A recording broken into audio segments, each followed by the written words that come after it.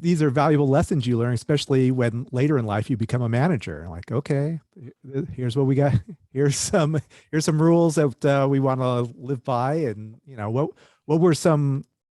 That Uh, and 1,000 more. I mean, yeah, yeah, exactly. Yeah, I always told Lifehouse, I'm a good manager for you, not because I'm so smart, because I just made so many mistakes that I can prevent you from making them.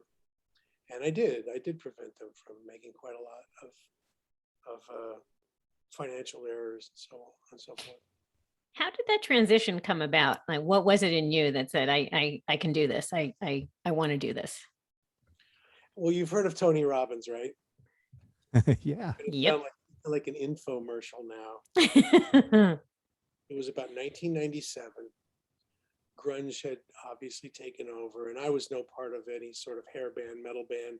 I was never a part of anything really. I was always a square peg. But if you kind of didn't do either the Dave Matthews thing or the grunge thing or whatever was going on in the 90s, I really wasn't a huge fan of any of it. And I realized it was going to be very hard for me to get re-signed. Have two kids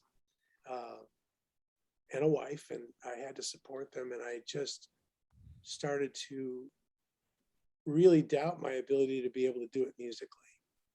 And then so I'm depressed one night, and I'm kind of like, the walls are caving in, because I was getting sued by a merch company for not touring. My manager had died, and all these kind of dominoes were falling, and I needed kind of a way out. And I was watching that infomercial. It was about 3 a.m, and I'm up in the middle of the night pacing. It's right around the time where Princess Di had died, and I saw this Tony Robbins commercial with he and Lisa Gibbons, and I'm like, man, that guy looks really fucking happy. I'd like to be that happy for one day right now. If I could be happy for one day and look like that, I'll buy this thing. So I spent the $300 or $400 to get the CDs. And it's interesting, it was a silly thing, but I was really, what Rick Rubin says, be coachable. And I always thought that was really good advice, because so many Americans aren't coachable anymore. Everybody's a know-it-all. And I think at that point, I was so humble and just like willing to take anything that could mean like paying a mortgage and making sure that I had food on the table, that I was very coachable. And the Tony Robbins thing was really interesting because he made me kind of look at some beliefs that I had instilled from maybe being a Catholic, old beliefs about money. He had me look at all the other possible skills I had, which I wasn't even thinking of, because I was thinking like, how am I going to make it as a singer and a player? But it kind of dawned on me that all these artists had asked me in the past if I would manage them for some strange reason. And so I started to take that seriously. And I had met a young female through a songwriter friend in Nashville. Her name was Pat Bunch.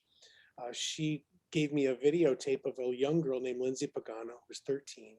I got her signed to Warner Brothers.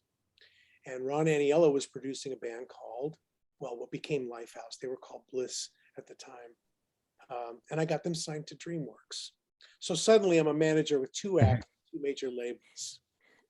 The next thing I know, Mo Austin brings me into his office, and when he realizes that I'm not going to relinquish the management post, as they so often try to do with, wannabe managers.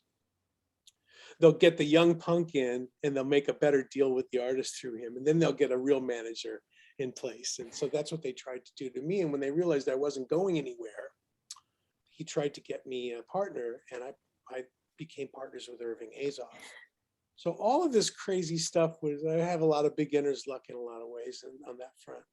And I learned a lot from Irving. Irving is a very, very smart guy. He was very connected, and just a wonderful chess player in it all. And I learned a lot from him. But then, a few years later, Kiefer Sutherland, who a dear friend of mine for many years, we started a studio together.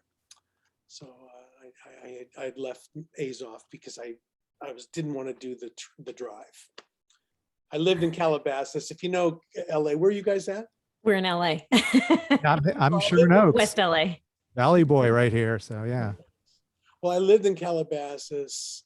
Irving's offices were in Westwood, and then Kiefer and my new studio was in East LA. That drive was, I did it for Yeah. a couple of months until I finally said I can't do it anymore. And I went on my own. And I've been on my own ever since. I think that was like